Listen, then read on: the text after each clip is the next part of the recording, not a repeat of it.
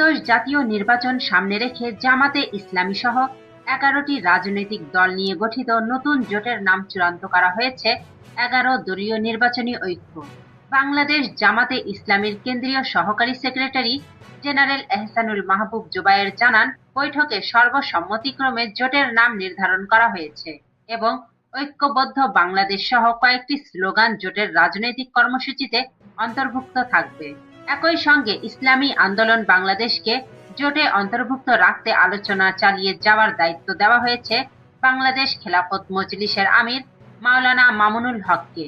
শেষ মুহূর্ত পর্যন্ত তাদের অংশগ্রহণ নিশ্চিত করার চেষ্টা চলছে।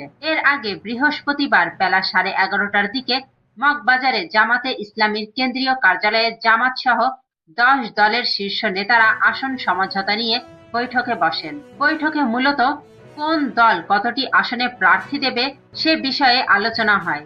আলোচনার পর ইসলামী আন্দোলন বাংলাদেশের জন্য হাত পাখা প্রতীকে 50টি আসন বরাদ্দ রেখে বাকি আসনগুলো জোটভুক্ত দলগুলোর মধ্যে বন্টনের বিষয়ে সমঝোতা হয়।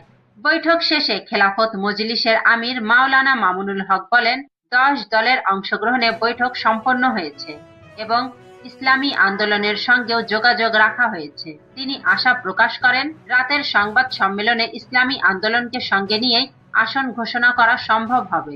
এদিকে এনসিপির আহ্বায়ক নাহিদ ইসলাম বলেন, এই জোট নিয়ে জনগণের প্রত্যাশা রয়েছে এবং এতে নির্বাচন আরো প্রতিযোগিতামূলক হবে। তিনি জানান, কিছু মতভিন্নতা থাকলেও জোট অটুট রাখার চেষ্টা অব্যাহত থাকবে। তার ভাষায়, 300 আসনেই জোটের প্রার্থী থাকবে এবং সবাই একে অপরকে সহযোগিতা করবে।